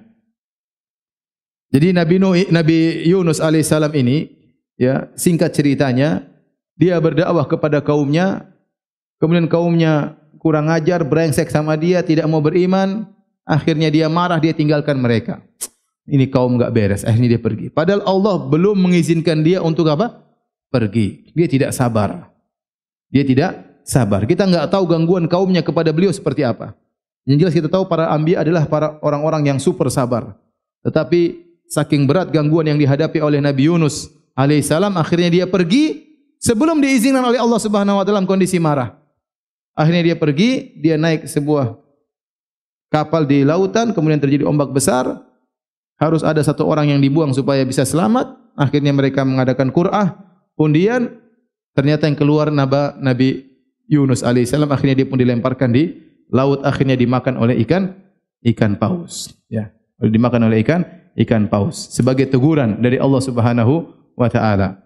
Akhirnya dalam ikan paus dia pun berdoa, fanada fidz dzulumat, alla ilaha illa anta subhanaka inni kuntu minadz zalimin. Dia pun berdoa dalam kegelapan lautan, kegelapan malam, kegelapan perut ikan paus. Tidak ada yang mendengar seruan dia kecuali Allah Subhanahu wa taala. Antum bayangkan antum dalam perut ikan paus di tengah lautan. Lampu tidak ada. Gelap ya. 3 kegelapan. Kegelapan malam, kegelapan lautan, kegelapan perut apa? Ikan paus. Antum bawa HP pun sinyal enggak ada. Mau kontak siapa? Allah Subhanahu wa taala Maha mendengar. Alla ilaha illa anta subhanaka inni kuntu minadz zalimin. Dia mengatakan tidak ada yang berhak disembah kecuali Engkau ya Allah, sungguhnya aku termasuk orang-orang yang zalim. Kata Allah, falaula annahu kana minal musabbihin la labitha fi batnihi ila yaumi yub'atsun. Kalau bukan Nabi Yunus bertasbih kepada Allah, dia akan ada dalam perut ikan paus sampai hari kiamat. Subhanallah. Cuma dia berdoa, bertobat kepada Allah, maka Allah pun selamatkan dia. Kata Allah, laula anta darakahu nikmatu min rabbih. Kalau bukan nikmat Allah mengenainya, la nubidza bil ara'i wa huwa madhmum, maka dia akan terlemparkan di tanah yang tandus dalam kondisi tercela. Ada yang mengatakan dia akan dibangkitkan pada hari kiamat dalam kondisi tercela. Kata Allah, fajtabahu rabbuhu, tapi dia bertobat kepada Allah, maka Allah pun memilih dia, faja'alahu minas salihin, maka Allah jadikan dia termasuk orang-orang yang saleh. Maka jangan terbetik dalam benak kita lebih baik daripada Nabi Yunus. Enggak boleh sama sekali. Nabi Yunus pernah berbuat kesalahan, Allah tegur. Setelah itu Allah mengangkat dia menjadi orang yang saleh. Allah pilih dia. Sebagaimana nabi-nabi yang lain juga pernah salah. Nabi Adam pernah salah, Nabi Musa pernah salah, Nabi Nuh pernah salah. Ya, Nabi Muhammad SAW juga pernah salah. Ya, kesalahan tersebut menjadikan dia lebih baik dari sebelum dia bersalah. Kenapa? Dia berkembali kepada Allah Subhanahu wa taala. Betapa banyak orang setelah melakukan kesalahan menjadi lebih baik daripada sebelum dia melakukan kesalahan. Di antaranya Nabi Yunus alaihi salam. Kemudian kata Allah, wa iyyakadul ladzina kafaru la yuzliqunaka bi absarihim. Dan sungguhnya orang-orang kafir itu hampir benar-benar menggelincirkan kamu dengan pandangan mereka. Bi absarihim, dengan pandangan mereka. Para ahli tafsir menyebutkan di zaman itu ada seorang yang terkenal ain. Pandangan mata jahatnya sangat luar biasa. Kalau dia sudah melihat onta, dia bilang tidak ada onta yang paling bagus seperti onta ini. Onta itu jalan sebentar kemudian jatuh. Bahkan kalau dia mau mengain sesuatu, dia puasa dulu, tidak makan, tidak minum 2-3 hari. Setelah itu kemudian dia lihat, dia muji sesuatu, maka jatuhlah. Karena orang ini terkenal bisa menjatuhkan, membinasakan onta, membinasakan orang, maka mereka datang kepada dia, kamu kalau bisa ain Muhammad, aini Muhammad. Muhammad lagi jalan, lihat dengan pandangan buruk supaya dia terjungkal, supaya dia terjatuh. Ya. Tetapi Allah Subhanahu wa taala menyelamatkan Nabi sallallahu alaihi wasallam.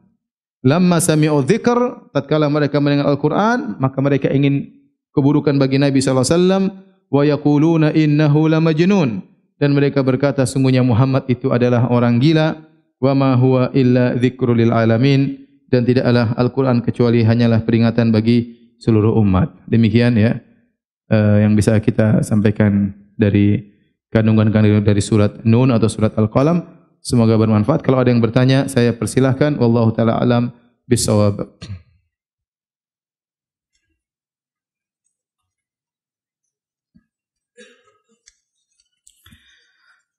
Ustaz, apakah termasuk mudahana mengalah dalam permasalahan khilafiyah seperti mengangkat tangan ketika jadi makmum salat subuh? Jadi mudahana artinya menjalankan suatu yang haram, itu namanya mudahana. Ya, atau menyatakan suatu yang haram demi untuk kemaslahatan. Adapun jika perkara tidak sampai pada halal dan haram, perkara ijtihadiyah, ya, apalagi ada fatwa ulama, maka ini bukan mudahana. Contoh masalah kunut subuh. Kalau seorang salat subuh kemudian melakukan kunut, ya, kita tahu bahwasanya kunut subuh ada khilaf di kalangan para ulama, ya. 4 mazhab khilaf. Ya. Mazhab Malikiyah dan mazhab Syafi'iyah mengatakan kunut subuh hukumnya sunnah. 2 mazhab besar, mazhab Malikiyah sama mazhab apa? Syafi'iyah. Mazhab Hambali mengatakan tidak sunnah, tetapi Imam Ahmad tidak mengingkari orang yang melakukan kunut. Kata dia, la u'annif man yaqnut. Aku tidak mencela orang yang kunut. Ya, bahkan dia memberi rukhsah, yang kunut silakan. Bahkan dia fatwakan orang yang salat di belakang orang kunut silakan apa? Berkunut bersama sang imam, dan ini banyak, ya. Bahkan Imam Ahmad dalam riwayat mengatakan boleh kunut setiap hari dengan syarat mendoakan keburukan bagi orang kafir dan kebaikan bagi orang Islam. Dengan syarat demikian, boleh kunut setiap hari. Dalam sebagian riwayat, dalam sebagian masail kepada Imam Ahmad. Yang kencang adalah mazhab Hanafi. Mazhab Hanafi mengatakan kunut subuh secara berkesinambungan adalah bid'ah. Ini satu-satunya mazhab yang mengatakan kunut subuh adalah bid'ah, mazhab dari mazhab Hanafi. Adapun mazhab Ibnu Hazm Al-Zahiri mengatakan kunut subuh sunnah, mau lakukan silakan, enggak juga enggak mengapa, sebagaimana fatwa dari As-Sauri rahimahullahu ta'ala. Oleh karena kita tahu dari sini bahwasanya masalah kunut subuh masalah yang ringan. Masalah yang tidak sampai pada menyesatkan. Apalagi dua mazhab besar, mazhab Syafi'iyah sama mazhab Malikiyah mengatakan kunut subuh dianjurkan. Apalagi terdapat riwayat dalam sebagian salaf mereka juga kunut. Intinya kalau kita merajihkan bahwasanya kunut subuh tidak dianjurkan, ya, kita ngikuti fatwa Imam Ahmad. Imam Ahmad yang berfatwa kalau kita sebagai makmum kita ikut kunut bersama apa? Bersama imam, dan mereka yang pakar hadis. Pakar hadis. Adapun mazhab Hanafiyah, kita katakan mereka ahli fikih tapi kurang hadis dalam fikih mereka, hadis-hadis mereka bukan pakar hadis sebagaimana mazhab Syafi'i, mazhab Hambali dan mazhab apa? Mazhab Maliki. Mazhab Hambali, mazhab Syafi'i, mazhab Maliki yang lebih mengerti tentang hadis-hadis Nabi sallallahu alaihi wasallam. Itu pun dalam mazhab Hanafi tentang hukum orang yang di belakang orang yang kunut ada dua pendapat. Pendapat sebagian mengatakan tidak kunut bersama imam, jangan kunut. Ini pendapat sebagian ulama Hanafiyah. Sebagian ulama Hanafiyah mengatakan kunut karena ini masalah ijtihadiyah. Oleh karenanya kebanyakan ulama yang mengatakan kunut subuh tidak dianjurkan berfatwa bahwasanya kalau di belakang jadi makmum di belakang imam kunut ikut apa? Ikut kunut. Oleh karenanya kalau imam berdoa Allahumma hdina fi man hadait, antum angkat tangan, ini fatwa para ulama. Ya. Saya tiap hari kunut subuh. Karena masjid tempat saya tiap hari kunut subuh dan tiap hari saya begini. Kalau saya begini saya begini.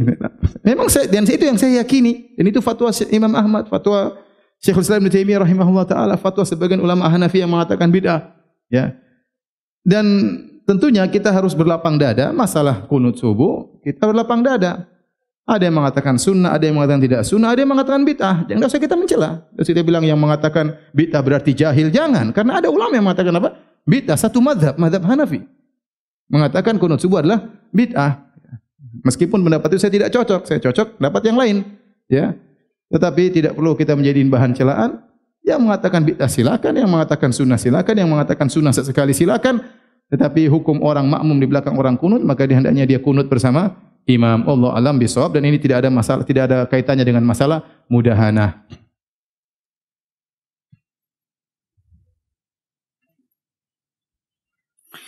Mengenai huruf muqatta'ah di awal-awal surah, apa perbedaan antara makna dan tujuan? Yaitu ketika kita mengatakan maknanya hanya Allah yang tahu, dan tujuan dari huruf itu adalah seperti yang dirajikan oleh Mukatsir dan Ibnu Qayyim. Bisakah kita katakan seperti ini? Kalau kita mengatakan maknanya hanya Allah yang tahu, repot, karena Al-Quran diturunkan untuk ditadabburi. Ya, maka tidak ada dalam Al-Quran yang disebut sebagai Al-Quran mutasyabihah secara total, enggak ada. Artinya setiap ayat pasti ada yang tahu maknanya. Ya, kalau Allah turunkan ayat ternyata tidak dipahami, ya, maka buat apa diturunkan ayat tersebut? Yang kita pahami ayat tersebut, sebagian salaf mentafsirkan maksudnya ayat ini adalah begini-begini. Sebagian ulama salaf mengatakan maksudnya adalah untuk peringatan bahwasanya Al-Quran adalah mukjizat sebagaimana yang kita jelaskan tadi. Wallahu alam bisawab.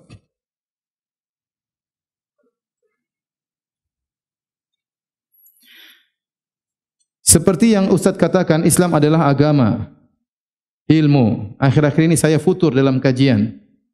Tetap tolong nasihat keutamaan menuntut ilmu dan indahnya surga. Jazakallahu khairan. Jadi kurang semangat ini untuk ilmu, ya. Ilmu agung, ya. Ilmu agung. Banyak dalil dalam Al-Quran seperti dalam hadis seperti Nabi sallallahu alaihi wasallam mengatakan, innal anbiya lam yuwarithu dinaran wala dirhaman wa innama warathul ilma faman akhadahu faqad akhadha bihadzin wafir. Sungguhnya para nabi tidak meninggalkan dinar dan dirham, tetapi mereka hanya mewariskan apa?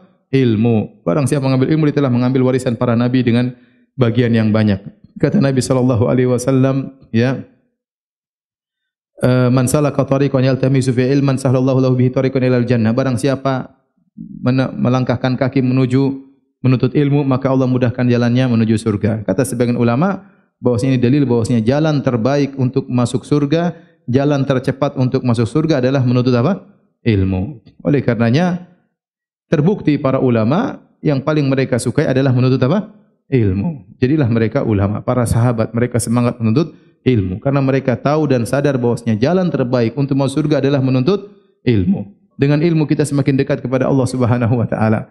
Bahkan Allah mengagungkan para ulama. Kata Allah, syahidallahu annahu la ilaha illahu wal malaikatu wa ulul ilmi qa'iman bil qist. Allah bersaksi bahwasanya tidak ada yang berhak disembah kecuali Allah, dan malaikat juga bersaksi, dan para ahli ilmu juga bersaksi. Allah mempersaksikan suatu yang paling agung di alam semesta ini, yaitu tauhid. Allah mengatakan Allah bersaksi. Setelah itu Allah menggandengkan dengan persaksian malaikat. Setelah itu Allah menggandengkan dengan persaksian apa? Para ulama. Allah tidak gandengkan dengan persaksian para raja. Allah tidak gandengkan dengan persaksian para presiden. Allah tidak menggandengkan persaksian para jenderal. Allah gandengkan dengan persaksian para ulama yang benar-benar ahli ilmu. Ya. Dan terlalu banyak, antum bisa baca-baca lagi tentang bagaimana keagungan ilmu. Di antaranya ilmu di zaman sekarang ini boleh dikatakan dengan jihad. Jihad ada dua, jihad bisinan dan jihad bil lisan. Jihad dengan pedang dan jihad dengan ilmu. Sekarang ini banyak jihad yang tidak sesuai dengan persyaratan, sehingga tidak bisa dikatakan jihad yang syar'i. Tetapi jihad yang bisa dilakukan jihad dengan ilmu. Lihatlah betapa banyak di negara-negara non-muslim orang-orang masuk Islam. Kenapa? Dakwah. Ada dakwah. Betapa banyak orang yang zalim kemudian sadar gara-gara apa? Dakwah. Maka seorang semangat untuk menuntut ilmu demi kebaikan dia di dunia dan di akhirat. Adapun mengenai surga, supaya semangat, ingat aja bidadari ya. Bidadari bikin ente semangat ya. Kalau ente bosan dengan hidup ini, ingat bidadari.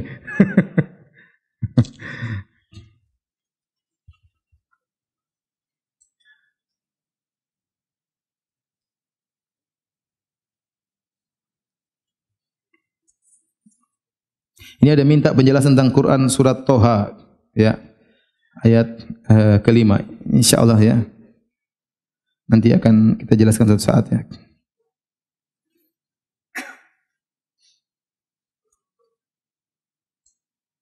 Toha, ma anzalna alaikal Qur'ana litashqa illa tadhkiratan liman yakhsha tanzilan mimman khalaqa samawati wal arda was samawati tanzilan. Toha, ma anzalna alaikal Qur'ana litashqa illa tadhkiratan liman yakhsha tanzilan mimman khalaqal arda was samawati al ula ar-rahmanu 'alal arsy istawa. Oh, dia maksudkan tafsir tentang ar-rahmanu 'alal arsy istawa. Ini insyaallah pada kesempatan yang kita akan bahas.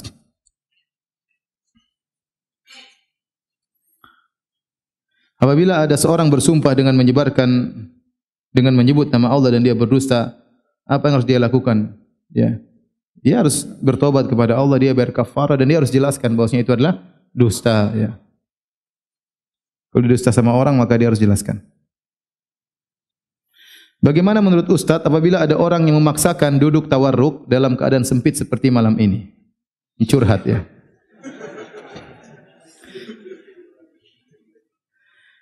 Duduk tawarruk hukumnya apa? Sunnah. Tapi kalau ternyata kita duduk, akhirnya kita dudukin kaki orang, jangan ya. Ya udah, tidak usah kita paksakan karena kondisi terkadang tidak memungkinkan ya. Tidak memungkinkan. Oleh karenanya, kalau memang kita bakalan duduk tawarruk akhirnya duduki orang, mendolimi orang, maka tidak usah dipaksakan.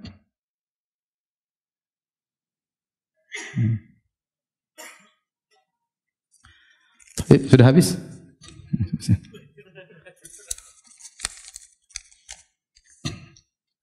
Dalam sebuah kajian Anda pernah mendengar jika berniat berbuat kebaikan maka akan dicatat satu kebaikan, dan bila kebaikan tersebut dikerjakan dicatat 10 kebaikan.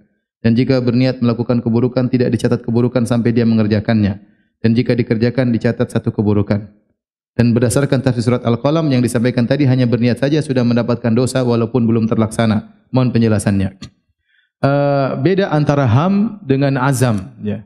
Kalau seorang sudah azam, sudah bertekad, apalagi sudah melakukan usaha. Usaha tadi misalnya rapat, sudah dibicarakan, ya, sudah merencanakan, maka ini sudah usaha. Kalau sudah usaha, berhasil enggak berhasil, itu tetap dapat dosa. Contoh, seorang ingin nonton film porno, baru terbetik dalam hatinya, belum berusaha.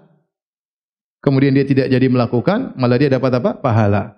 Tapi kalau dia sudah berusaha, dia buka HP, dia buka laptop, dia sudah berusaha buka, terblokir terus, ya itu sudah namanya apa? Usaha. Dia sudah usaha, maka itu tetap dapat dosa. Tapi kalau hanya terbetik di hati, kepingin itu enggak dapat dosa. Ya, tapi kalau sudah berusaha, sudah berjalan, sudah rapat, sudah download ini, berarti sudah apa? Usaha. Allah Maha tahu. Baik, sudah? Hadiah buat yang bisa menjawab pertanyaan. Baik. Siapa yang bisa jawab? Allah mengatakan, "Inna balawnahum kama balawna ashabal jannah." Kami menguji orang-orang kafir Quraisy sebagaimana kami menguji para ashabul jannah. Apa sisi persamaannya? Ada yang bisa jawab? Ya, silakan. Berdiri. Nama, asal, umur 20. Oh, yang benar. Terus silakan.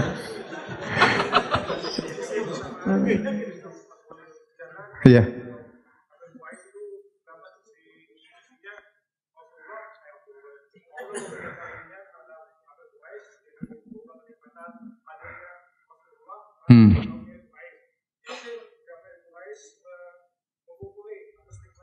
Masya Allah.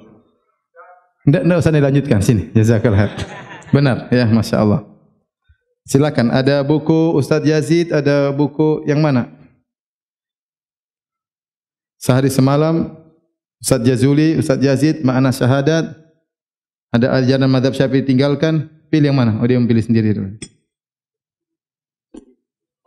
Silakan.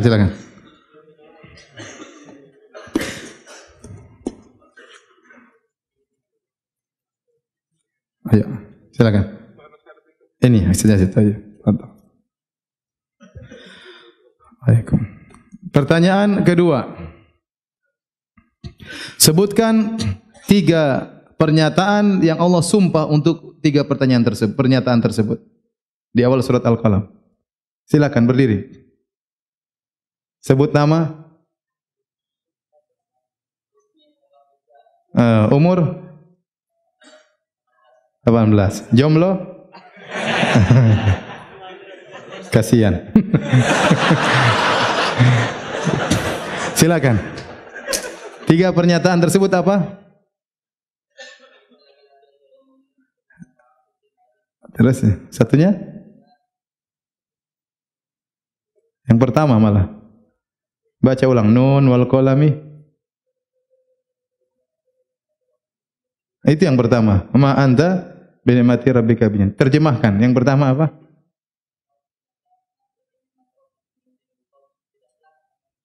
Terus yang kedua?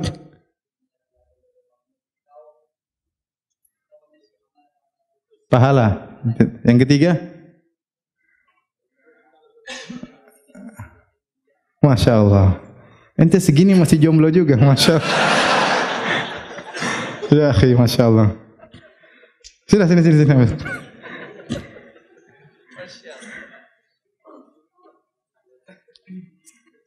Silakan. Yang mana? Ini. Hari kiamat. Masya Allah. Allah ibarik. Tapi pertanyaan berikutnya.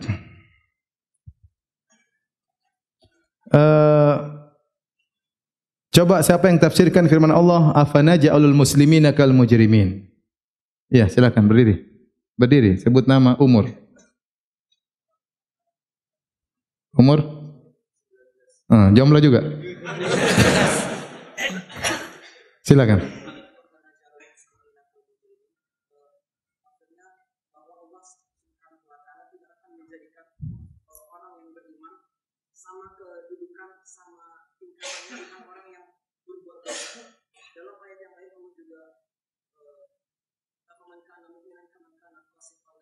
Iya.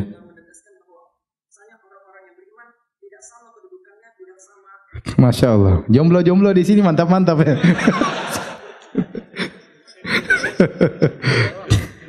Ini kalau di Jakarta sudah nggak jomblo lagi nih kayak begini. Silakan. Yang mana? Fika barakallah. Ayo, salam. Baik, pertanyaan berikutnya. Siapa yang bisa tafsirkan wal qalami demi pena? Coba tafsirkan. Ya, silakan. Jomblo juga? Enggak, berdiri. Sebut nama. Siapa? Hasan. Umur? Jomblo. Baik, terus.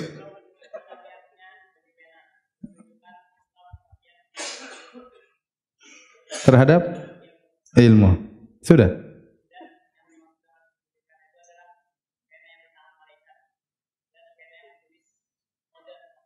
Dan pena yang dipegang manusia juga. Baik, silakan. Masya Allah.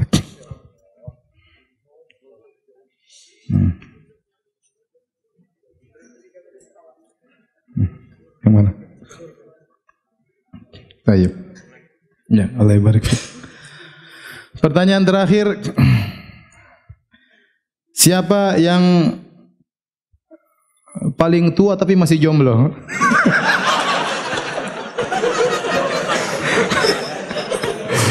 Sudah tua tapi masih jomblo, angkat tangan.